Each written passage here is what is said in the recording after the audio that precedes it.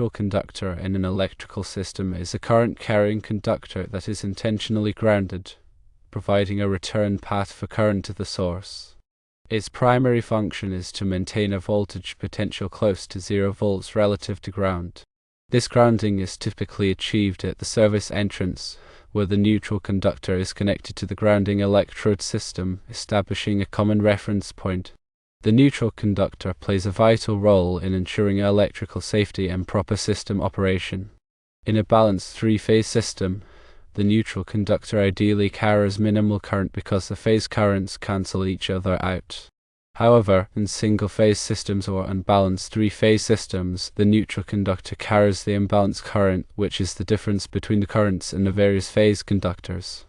This imbalanced current is a crucial consideration in determining the appropriate size and ampacity of the neutral conductor.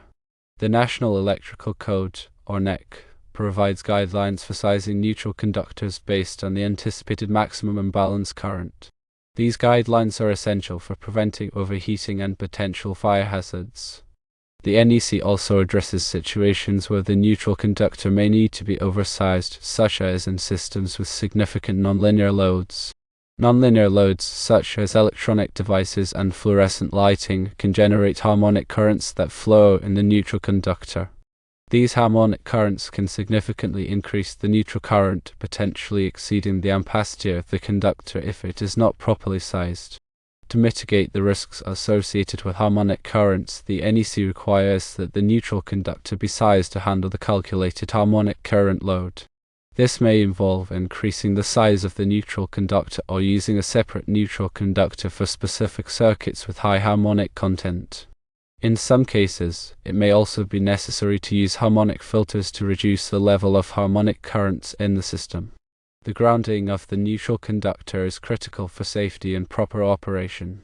The grounding electrode system typically consists of grounding electrodes such as ground rods, ground plates, or underground metallic water pipes connected to the neutral conductor at the service entrance. This grounding provides a low impedance path for fault currents to flow back to the source, allowing overcurrent protective devices, such as circuit breakers or fuses, to quickly trip and to energize the circuit, preventing electrical shock hazards. The NEC specifies the requirements for grounding electrode systems, including the types of electrodes permitted, the size of the grounding conductors, and the methods of installation. These requirements are designed to ensure that the grounding system is effective in providing a safe and reliable electrical system. The voltage between the neutral conductor and ground should ideally be close to 0 volts. A significant voltage difference between the neutral and ground can indicate a problem with the grounding system or the neutral conductor itself. This voltage difference can create a shock hazard and can also interfere with the proper operation of sensitive electronic equipment. It is important to periodically check the neutral to ground voltage to ensure that it is within acceptable limit. The NEC provides guidelines for acceptable neutral to ground voltage levels. If the voltage exceeds these limits, it is necessary to investigate the cause and take corrective action. This may involve inspecting the grounding connections, checking the neutral conductor for loose connections or damage, and ensuring that the system is properly balanced. In addition to grounding at the service entrance, the NEC also requires grounding of the neutral conductor at other points in the electrical system, such as at separately derived systems. A separately derived system is a source of power that is not directly connected to the main service entrance, such as a generator or a transformer. Grounding the neutral conductor at these points helps to ensure that the grounding system is effective throughout the entire electrical system.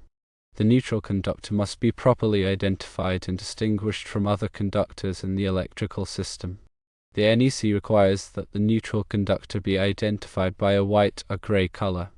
This color coding helps to prevent accidental connections to other conductors, which could create a shock hazard. The neutral conductor should also be properly labeled at all termination points. In summary, the neutral conductor is a critical component of an electrical system. It provides a return path for current, maintains a voltage potential close to 0 volts relative to ground, and plays a vital role in ensuring electrical safety and proper system operation. The NEC provides comprehensive guidelines for sizing, grounding, and identifying neutral conductors. Adhering to these guidelines is essential for creating a safe and reliable electrical system.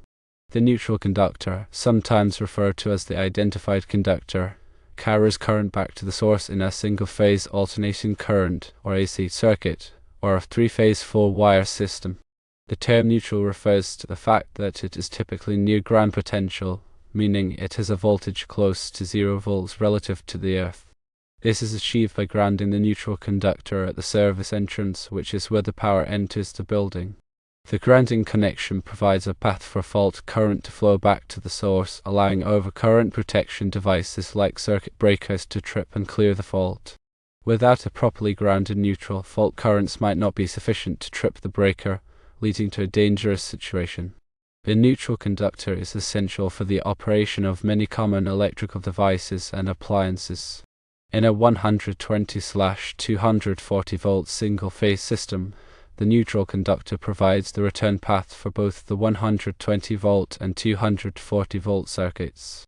The 120 volt circuits, which power most household outlets and lights, use the neutral conductor to complete the circuit. The 240 volt circuits, which power appliances like ovens and dryers, also rely on the neutral conductor to carry any unbalanced current. In a three-phase four-wire system, the neutral conductor carries the unbalanced current between the phases. If the loads on each of the three phases are perfectly balanced, the neutral conductor will carry little or no current.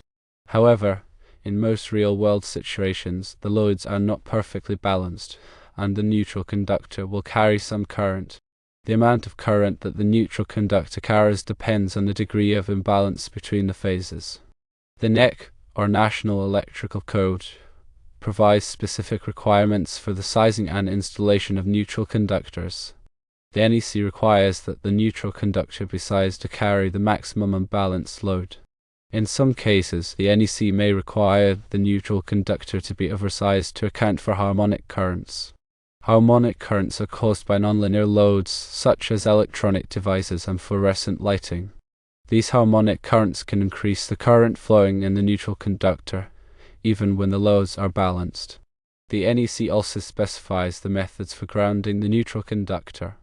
The grounding connection must be made at the service entrance and must be connected to a grounding electrode system. The grounding electrode system typically consists of ground rods, ground plates, or an underground metal water pipe. The NEC prohibits the use of the neutral conductor as a grounding conductor for equipment. Equipment grounding conductors must be separate from the neutral conductor. This is to prevent current from flowing through the equipment grounding conductor, which could create a shock hazard. The NEC also requires that the neutral conductor be identified by a white or grey color. This color coding helps to prevent accidental connections to other conductors. The neutral conductor should be carefully inspected for damage or deterioration. Damaged or deteriorated neutral conductors can create a shock hazard or cause equipment malfunction. If a damaged or deteriorated neutral conductor is found, it should be replaced immediately. The neutral conductor plays a critical role in the safe and reliable operation of electrical systems. It is important to understand the function of the neutral conductor and to follow the NEC requirements for its sizing, installation, and maintenance.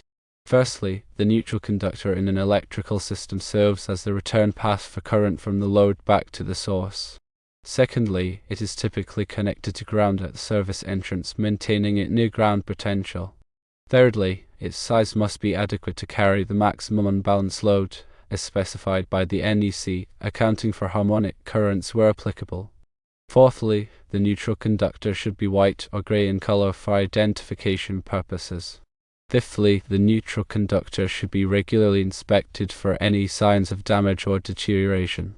Failure to properly maintain the neutral conductor can pose safety risks and lead to equipment malfunction.